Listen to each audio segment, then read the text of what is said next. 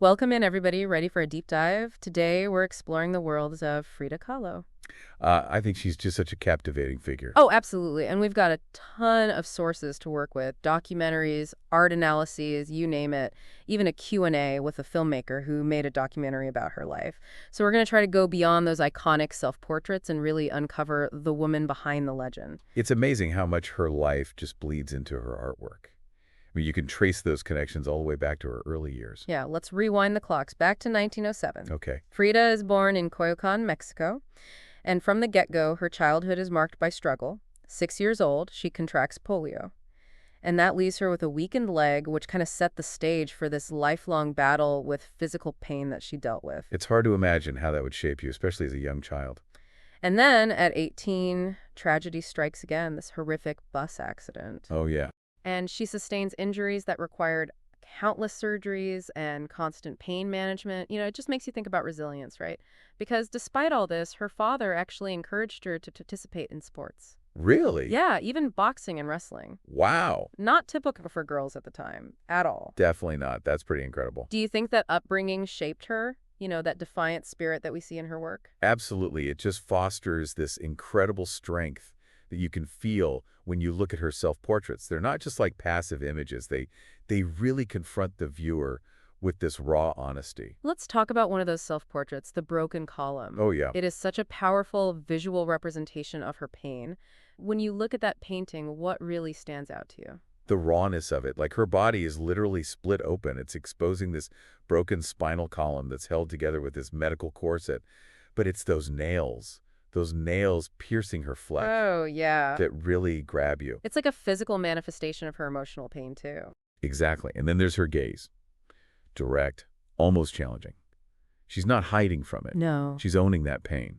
She's forcing us to confront it with her. And it's interesting because that ties into another key theme that we see in her work, her relationship with Diego Rivera. Of course, yeah. For people who might not know, he was this famous muralist, Uh-huh. and they had this incredibly passionate but turbulent relationship. A lot of infidelity. Infidelity, even a divorce at one point. How do you see this relationship reflected in her art?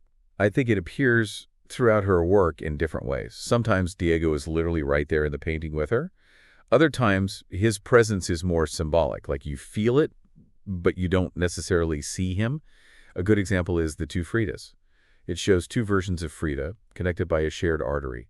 And I think that speaks to the dualities and interconnectedness of their relationship. Yeah, it's so complex. Even their wedding photo is iconic. You've got Diego, large, imposing figure, and then there's Frida right next to him, this defiant look on her face, a cigarette in her hand. It's like it foreshadows the power dynamic at play. Totally. Frida would never be overshadowed.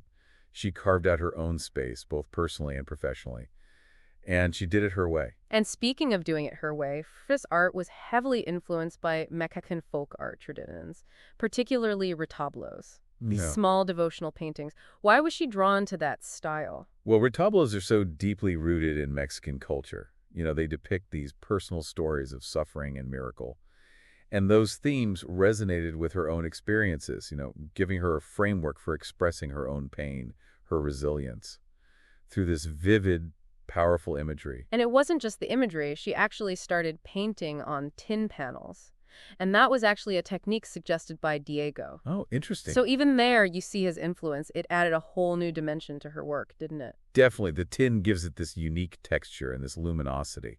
Yeah. And it connects her work to this more everyday folk art aesthetic, which further distances her from that elite art world that didn't always take her seriously. It's fascinating how she blended these influences, personal pain, Mexican folk traditions, and even elements of surrealism. Right. Although she famously rejected that label. She did. There's that famous quote, "They thought I was a surrealist, but I wasn't. I never painted dreams. I painted my own reality."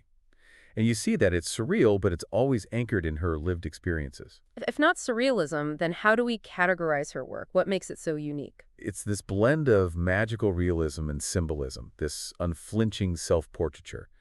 But beyond labels, her work is just so deeply personal, rooted in her experiences as a woman, as a Mexican, as someone battling chronic pain. And you mentioned self-portraiture. It's such a dominant theme in her work. Yeah. Why do you think she was so drawn to depicting herself?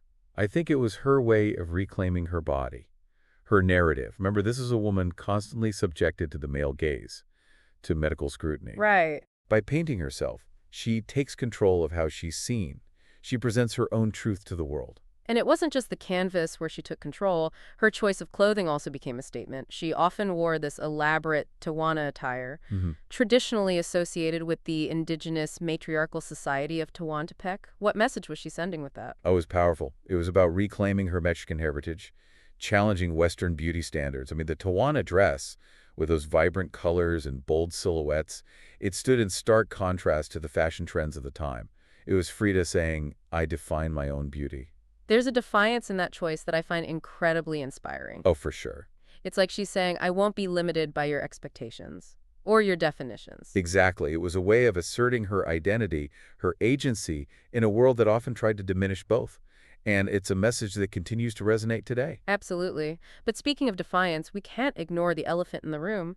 Frida's political beliefs. She was a committed communist, and that ideology shows up in her art. It does, yeah. She wasn't shy about expressing those views. I mean, paintings like Self-Portrait with Stalin or Marxism will give health to the sick make that crystal clear. Her home was a gathering place for intellectuals, for activists, this space where art and politics just intertwined. And even in her more personal works, you sense this rebellion against societal norms. Definitely. She was a woman who lived life on her own terms, challenging gender roles, exploring sexuality, celebrating her indigenous heritage Yeah. at a time when such things were often taboo. So what does all this tell us about Frida Kahlo? What makes her story so captivating, even decades after her death? I think it's that combination of vulnerability and strength. It's personal pain transformed into powerful art, and this just refusal to be defined by societal expectations. She embraced life fully, with all its complexities and contradictions. It's a powerful reminder that our experiences, even the painful ones, can be a source of strength and inspiration. But before we get too in deep into her legacy, let's talk about some of the surprising discoveries made by the filmmaker who documented Frida's life. This filmmaker went on quite the journey to uncover Frida's story, like a detective novel almost. I know, right? It's amazing. Imagine tracking down Frida's personal letters, some untouched for like over 50 years. Wow. They were scattered across museums and private collections. A global scavenger hunt. So cool. What kind of insights did those letters offer that we don't get from the paintings? They give you this intimate window into her daily life, her anxieties, her joys, her struggles. We hear her voice, unfiltered, sharing thoughts on art, politics, even like her lunch plans with her mom. It's funny how those little everyday details become so precious when they belong to someone like Frida Kahlo. Right? Like in one letter, she talked about this doctor in San Francisco who became a close confidant. Their correspondence ended up in a museum in Oaxaca. And then letters to her mother from her time in the U.S. are housed in the Women's Museum in D.C. It's like piecing together this global puzzle. So we have her paintings, these personal letters, and of course Diego's influence looming large.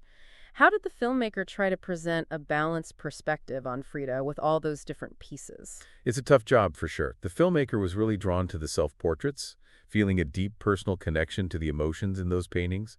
But she also knew she had to bring in other voices, other perspectives. Yeah, you can't just get swept up in the romanticism of it all. I mean, there's so much more to her than just her relationship with Diego. Exactly. And the filmmaker was very aware of that. She didn't shy away from the difficult parts, like the infidelity and the power dynamics, but she also emphasized Diego's role as a supporter of Frida's art, especially when she doubted herself.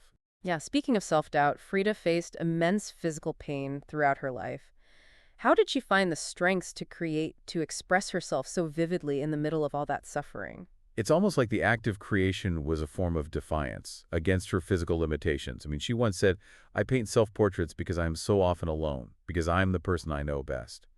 It was her way of connecting with herself, asserting her existence in a world that often tried to define her by her pain. That's powerful, and it's so evident in the way she portrays her body in those self-portraits. She's often fragmented, wounded, but her gaze, it's always direct and challenging. Exactly. She's not hiding it.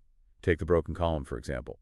It's a visceral depiction of her spinal injuries, but there's this underlying strength in her posture, a refusal to be broken. We've talked about the Tawana dress as this symbol of cultural pride and defiance, but do you think it also served as a kind of armor, shielding her from the world's gaze? That's an interesting thought, but Tawana dress is traditionally associated with strength and power.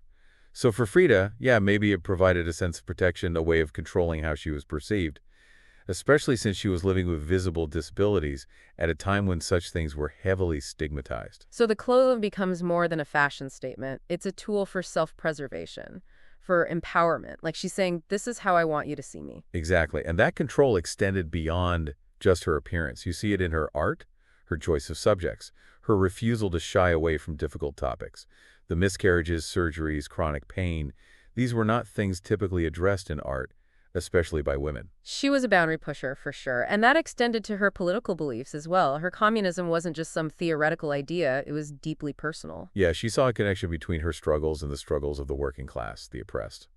Her art became this platform for expressing those beliefs, advocating for social justice. Which is fascinating because it challenges the idea of her art as purely personal or introspective. It was political, social commentary, a call for change. It was all of those things. She didn't compartmentalize her life. Her art reflects the entirety of her experiences, her pain, her passions, her beliefs. This brings up an interesting question. If Frida was alive today, how do you think she would be received? Would she be embraced as this feminist icon, or would her politics, her unconventional lifestyle, make her more of a controversial figure? That's a great question. On the one hand, her honesty about the female experience, her defiance of gender norms, her embrace of indigenous heritage, those things would definitely resonate with modern audiences. But then her outspoken communism and her, let's say, complicated relationship with Diego Hmm. could rub some people the wrong way, especially with how polarized things are these days. It's hard to say, but one thing is for sure. She would not shy away from controversy. She'd challenge norms, provoke discussion, make people uncomfortable. Fitting in wasn't her goal. She wanted to be heard. And seen on her own terms. Which brings us to her legacy. Her fame truly exploded after she died in 1954. What do you think contributed to this posthumous rise to icon status? Yeah, it's like the world needed time to catch up to her, Right. to really appreciate her. Yeah. Yeah, her life and her art challenged so many conventions, like you said, gender roles, beauty standards, political norms. It makes you wonder if she felt like an outsider during her lifetime, like she was ahead of her time. I think that's very possible. She was living and loving on her own terms, and that can be incredibly liberating, but it can also be isolating. Right. But her art just transcended those personal boundaries. It did. It spoke to those universal themes: pain, resilience, the search for identity. Yeah, and that message, it really resonated with people, especially in the decades after her death. Mm-hmm. We see the rise of feminist movements, LGBTQ plus rights activism, growing awareness of disability rights. And Frida, in many ways, embodied those struggles. Absolutely. She became a symbol of empowerment, a reminder that it's okay to be different, to challenge the status quo, to embrace your own truth. Even her image, that bold unibrow and vibrant clothing, became iconic, a rejection of conventional beauty standards. And one image that really captures Frida's spirit for me is the story of her attending her first solo exhibition in Mexico City via ambulance. Oh, wow. She was in declining health at that point, but she was determined to be there, to celebrate her art. That's powerful. What do you make of that? I think it's an incredible image of defiance. A woman refusing to be defined by her physical limitations. She wasn't going to let pain or her circumstances dictate how she lived her life. Even in the face of death, she chose to celebrate creativity and joy. It's inspiring, for sure. And speaking of celebrating life, Frida's final painting, Viva la Vida. Oh, yes. Incredibly poignant.